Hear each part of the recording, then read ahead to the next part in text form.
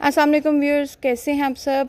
माह रमज़ान का आखिरी अशर चल रहा है और ईद की आमद है, इसलिए मैं आपके लिए लेके आई हूँ ईद स्पेशल डिश लेकर आई हूँ जिसका नाम है देगी आलू गोश्त, जो अक्सर हमारे घरों में बड़े बड़े मौक़ों पे, ईद के मौक़ों पर बनाया जाता है। आए चलते हैं रेसिपी की तरफ। एक देचकी हमने ले लेनी है, उसमें 375 ग्राम्स हमने घी या ऑयल, आप कुछ भी इस्तेमाल कर सकते हैं, डाल लेना। उसके बाद फिर हमने प्याज स्लाइस करके इसमें डाल लेना और इसको हमने ब्राउन कर लेना है।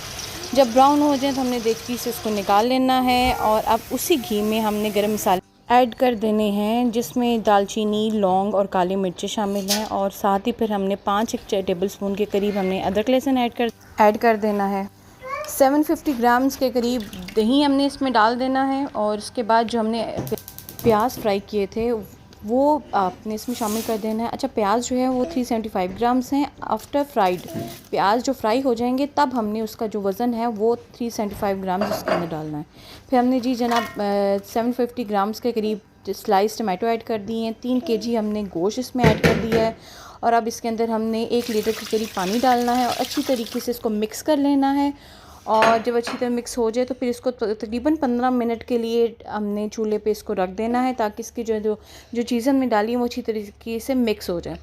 ये देखें जी जनाब, 15-20 मिनट बाद हमने देखा है तो ये इसकी शक्ल निकल के आई है और तकरीबन टमाटर भी मिक्स हो चुके हैं और शोरबा सा बन गया। अब इसके अंदर हम मसाले डाल देते हैं। इसमें हमने नमक डाला है, देगी लाल मिर्च डाली है, यहाँ पे हमने चिकन टिक्का मसाला इसमें अंदर ऐड कर रहे हैं और लाल मसाला उसके अंदर हमने डाल देना है। हल्दी हमने इसके अंदर ऐड कर देनी है और इसको जब सारे मसाले हम इसके अंदर ऐड कर देंगे तो उसके बाद फिर हमने 5-1 मिनट तक इसको भून लेना है। उसके बाद फिर इसको गोश्त को गलने के लिए रख देना है। ये रेसिपी बहुत ही इंटरेस्टिंग होने वाली है, आपने आखिर तक देखनी है और बहुत ही मज़े का और लाजवाब किस्म का देगी आलू गोश्त बन के तैयार होगा।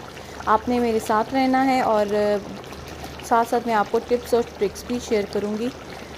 चलिए जी, अब हमने सारे मसाले इसमें ऐड कर दिए हैं। अब इसको अच्छी तरीके से हमने, जैसे मैंने आपको कहा था, इसको हमने थोड़ा सा 5-1 मिनट इसको अच्छी तरीके से भून लेना है।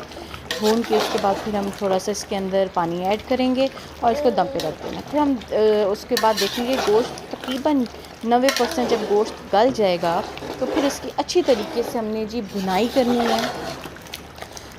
कोशिश आपने करनी है कि इसके अंदर सब चीज़ें फ़्रेश डलें, मतलब है कि जैसे अदरक लहसुन है आपने उसको फ़्रेश पीस के डालना है, फ्रीज़ ओवर ना डालें, उसकी खुशबू अलग सी आती है जब अदरक लहसुन आप फ्रेश डालते हैं।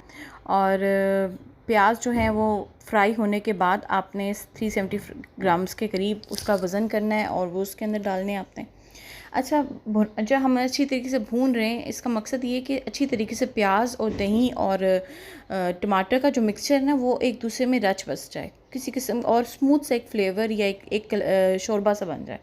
पानी डाल देना है हमने, इसको ढक के रख देना है। और अब देखें जी, गोश्त जो है वो 90% गल चुका है और मैं इसको भून भी रही हूँ। साथ हमने इसमें सब्ज़ इलायचियाँ ऐड कर, सूखा धनिया ऐड कर देना है 2 से 3 टेबल स्पून के करीब, आपकी मर्ज़ी, आपकी जितनी मर्ज़ी खुशबू करना चाहते हैं। अब देखें पानी को तकरीबन खुश्क हो चुका है और अच्छी तरीके से भून चुका है गोश्त भी। रंगत कितनी प्यारी आपको नज़र आ रही है। ये बड़ी मज़े का और बहुत ही सही देगी, आप जैसे शादियों में खाते हैं सेम वही फ्लेवर आएगा।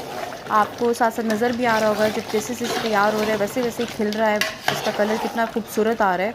हमने इसमें आलू ऐड कर दिए हैं, आलूओं के साथ भी इसको भून लेना है थोड़ा सा। आप किसी भी शेप के आलू काट सकते हैं, मैंने इसी तरीके से काटा है। अच्छी तरीके से आप देखें इसकी भुनाई हो रही है और खुशबू भी बहुत अच्छी आ रही है, बहुत ही लजीज बना है। आपने पूरी वीडियो देखनी है, एंड तक देखनी है।